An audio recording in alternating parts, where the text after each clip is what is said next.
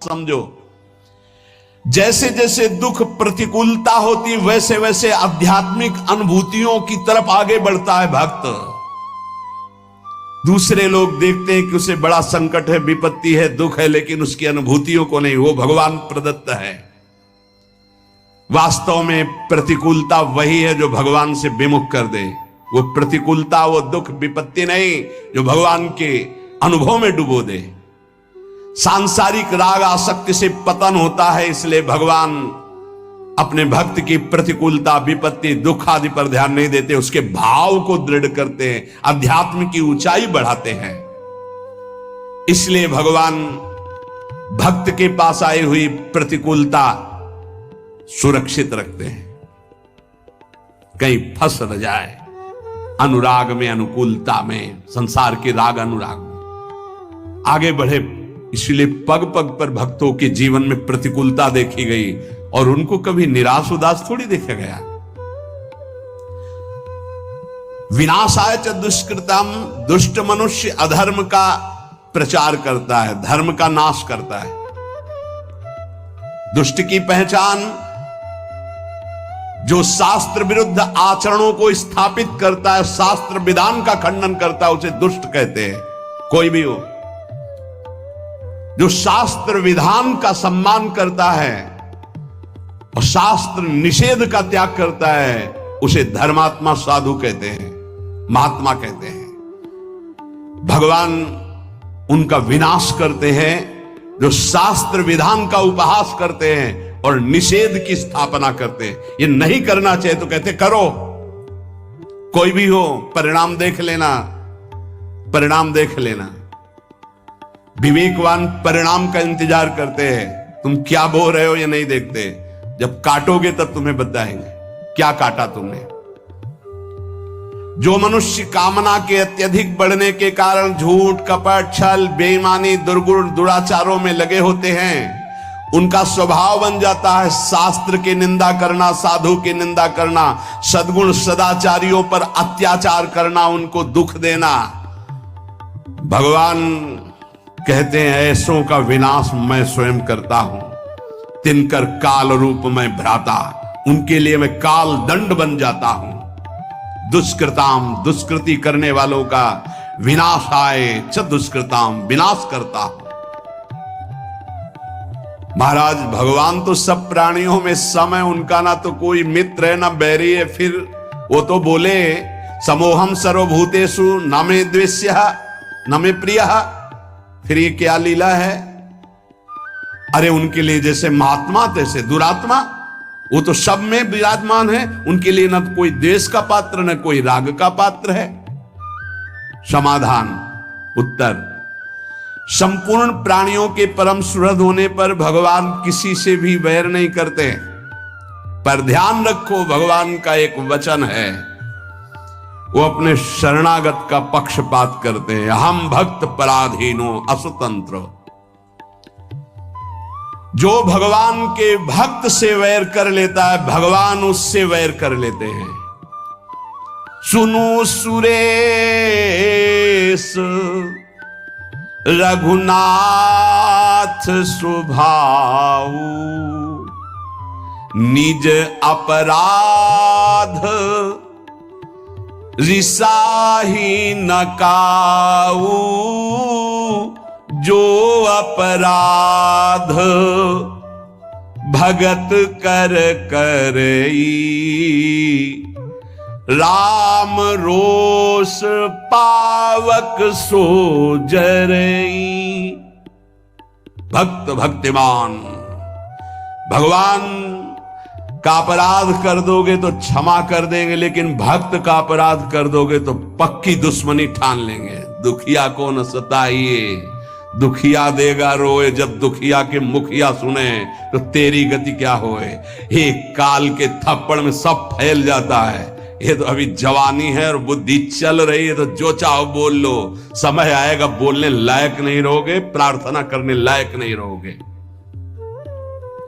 भगवान का स्वभाव है, उनका अपराध कर दोगे क्षमा कर देंगे, भक्त का अपराध करोगे सीधे वैर भगवान ले लेंगे। कौन निपट सकता है उनसे? भक्तों को कष्ट देने वाले, निंदा करने वाले, अपराध करने वाले दुष्टों को स्वयं भगवान अपना दुश्मन मानते हैं। पाप का विनाश भक्त करते हैं और पापी का विनाश भगवान करते हैं। ये पाप का विनाश भक्त करते हैं, पापी का नहीं। पापी का विनाश भगवान करते हैं। अगर भक्त की शरण में आ जाए तो पापी रहेगा ही नहीं, क्योंकि पाप नष्ट हुआ तभी तो वो साधु हृदय का संग कर पाएगा। साधु संग मात्र से संत दरस जिम पातक टरई। साधुओं का परित्राण भगवान जिस कृपा से करते हैं, उसी कृपा से युक्त होकर दुष्टों का विनाश करते हैं। क्योंकि साधुओं के परित्राण में भगवान का जितना प्यार है उतना दुष्टों से भी प्यार है। क्या? दुष्टों को मारकर परम पद देते हैं, साधुओं को प्यार करके परम पद देते हैं। क्योंकि वो वैर करते हैं, इसलिए उनको ऐसे भगवान उद्धार करते हैं। भगवान किसी के प्रति भी तनिक भी अमंगल भावना नहीं, पर भक्त के द्रोह करने के कारण जहां किसी भक्त को कष्ट दिया जाएगा, फिर भगवान उसे चैन से नहीं रहने देंगे। समय पर होता है, ये तत्काल थोड़ी होता है कि तत्काल तुम्हें देंगे। गंगा किनारे एक परम महामहिम स्थान है। पूज्य स्वामी श्री आत्मा प्रकाश जी महाराज बहुत ही महान तपस्वी, भजनानंदी, अखंड ब्रह्मचारी, ढूढ़ी घाट। उन लोगों ने दर्शन किए, अस्थिमात्र होए रहे शरीरा और तेजो में ऐसा लगता भुवन भास्कर रामबाग से निकल रहे। इतना देखो तो तेजो में, नीचे का देखो तो अस्थिमात्र होए रहे शरीरा, लंगोटी जरा सा चला ऐसा। हनुमान जी महाराज विराजमान हैं। जब वो रामायण की चौपाई बोलते थे तो ऐसा लगता था ब्रह्मलोक से आवाज निकल रही, परम पवित्र। तो रात्रि में कुछ चोर आए, क्योंकि सोने का छत्र ये सब हनुमान जी महाराज का, बहुत सी ऐसी आभूषण सामग्रियां थी। स्वामी जी को पीटा डंडों से, तो अस्थि मात्र हो रहे शरीर।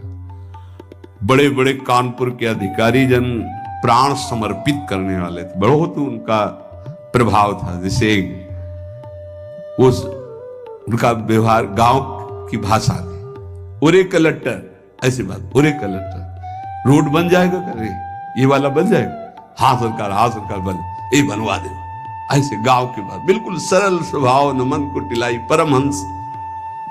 सुबह जे ही पता चला स्वामी जी को, मैं पूरा का पूरा अलग अलग बड़े बड़े सब ऑफिसर लोग, स्वामी जी बस आप इशारा भर कर दो।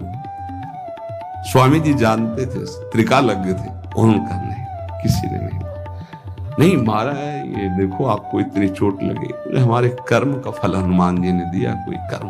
बोले स्वामी जी ये सब बातें बाद में हम सुनेंगे, आप थोड़ा। बोले हम जानते ही नहीं।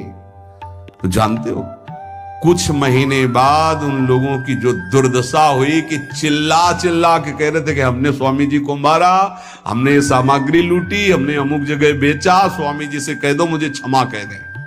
चिल्ला चिल्ला के वो विध्वंस लीला हनुमान जी ने शुरू की, चिल्ला चिल्ला के अपने आप बोलने लगे। अगर साधु मौन हो जाए तो भगवान के हृदय में आग पैदा हो जाएगी, और वो उसको ये कृपा मनाओ कि साधु सभा में गाली दे दे, दंड दे दे तो बच जाओगे। नहीं, मालिक अगर स्वयं में दुश्मनी ले ले तो निर्वाह करना मुश्किल हो जाएगा। भगवान का बहुत करुणामय स्वभाव है, पर जब उनके लाडले भक्त को कोई सताता है तो फिर राम रोष पावक सो जरई। धर्म संस्थापनार्थाय संभवामि युगे युगे। भगवान धर्म की स्थापना, भगवान धर्म को साक्षात धर्म स्वरूप है। इसीलिए अगर चैन से रहना, शांति प्राप्त करना है, मंगल मोद सुख प्राप्त करना, धर्म का मार्ग खोजो। धर्म किसे कहते हैं, उसके अनुसार चलो, परम धर्म का मार्ग स्वीकार करो। धर्म का आश्रय लेना ही भगवान का उद्देश्य है। संस्थापना करने के लिए भगवान आचार्य गुरुदेव के रूप में प्रकाशित करते हैं। जब उसकी हानि होती है तब पुनः प्रकट होते हैं, विनाश लीला करते हैं, फिर धर्म स्थापना करते हैं। संभवाम युगे युगे, आवश्यकता पड़ने पर प्रत्येक युग में कई बार अवतार ले लेते हैं। एक युग में जितनी बार जरूरत पड़ती उतनी बार, कभी कारक पुरुषों के रूप में, कभी संत महात्माओं के हृदय के रूप में। किसी भी संत के हृदय में बैठ गए, भारी प्रकाश, भारी प्रचार, वो भगवान कर रहे हैं। भगवान कभी नैमित्तिक अवतार, कभी अंशावतार, कभी कला अवतार, विविध अवतारों के रूप में, लेकिन संत महात्माओं का यह नित्य अवतार है। भगवान तो सर्व समर्थ हैं, फिर संतों की रक्षा करना, दुष्टों का विनाश करना, धर्म की स्थापना करना, इसके लिए अवतार लेने की क्या जरूरत है? एक संकल्प से अनंत ब्रह्मांड प्रकट हुए, तुम दुष्टों का विनाश संकल्प से ही कर देते ना। समाधान, भगवान अवतार के बिना ये सब कुछ एक क्षण में पलक झपकते कर सकते हैं, लेकिन जिन भक्तों ने आकांक्षा की कि यार बनकर हमारे साथ खेले, कांत बनकर हमारे साथ खेले, लाला बनकर हमारे आंगन में घुटनों के बल चले, इसकी पूर्ति संकल्प से नहीं होगी। इसके लिए तो अवतार लेना पड़ेगा। विशेष कृपा करने के लिए, अपने भक्तों को सुख पहुंचाने के लिए भावानुसार भगवान अवतार धारण करते हैं। अवतार काल में भगवान का दर्शन होता है, स्पर्श होता है, वार्तालाप होती है, और जो भगवान लीलाएं करते हैं उनको जो गाता है, श्रवण करता है, चिंतन करता है, उपदेश करता है, आचरण में लाता है, वो सब भगवान को प्राप्त हो जाते हैं। सदा सबका उद्धार करने के लिए भगवान का अवतार होता है, भक्तों को सुख पहुंचाने के लिए उद्धार होता है, दुष्टों को परम पद प्रदान करने के लिए भगवान का अवतार होता है। भगवान के लिए कोई कर्तव्य नहीं है, उन्हें कुछ पाना नहीं है, वो केवल अपने भक्तों के आवाहन पर अवतरित होते हैं। श्री भगवान कहते हैं, हे अर्जुन, यदा यदा हि धर्मस्य ग्लानिर्भवति भारत, अभ्युत्थानमधर्मस्य तदात्मानं सृजाम्यहम्। हे भरतवंशी अर्जुन, जब जब धर्म की हानि और अधर्म की वृद्धि होती है, तब तब मैं अपने आप को साकार रूप में प्रकाशित करता हूं। वैसे मैं सर्वत्र व्याप्त हूं। यदा यदा हि धर्मस्य, धर्म की हानि और अधर्म की वृद्धि जब होती है तो भगवान को बेचैनी होने लगती है। भगवत प्रेमी, धर्मात्मा, सदाचारी, निरपराध, निर्बल, इन पर जब नास्तिक, पापी, दुराचारी, बलवान मनुष्य अत्याचार करते हैं, सद्गुण सदाचारों की एकदम धज्जियां उड़ जाती हैं, दुर्गुण दुराचार अत्यधिक सफल दिखाई देते हैं, वृद्धि को प्राप्त होते हैं, तब तब भगवान जब देखते हैं किसी संत, महात्मा, योगी, मुनि से अब कुछ नहीं संभलेगा, तब आप पधारते हैं। जब जब आवश्यकता पड़ती तब तब भगवान अवतार लेते हैं। एक युग में जितनी बार आवश्यकता और अवसर प्राप्त होता उतनी बार अवतार लेते हैं। जैसे समुद्र मंथन में भगवान ने कई अवतार धारण किए, उसी समय अजित रूप से देवताओं के साथ मिलकर समुद्र मंथन कर रहे हैं, कक्षप रूप से मंदराचल को नीचे धारण किए हुए, शास्त्राबाहु हजारों भुजाएं से ऊपर पकड़े हुए हैं, अमृत लेकर के धन्वंतरी रूप में प्रकट होते हैं। दैत्य लोग अमृत ले जाते हैं तो मोहिनी रूप धारण करके अमृत देवताओं को पिलाते हैं। एक ही लीला में कई अवतार धारण कर लिए।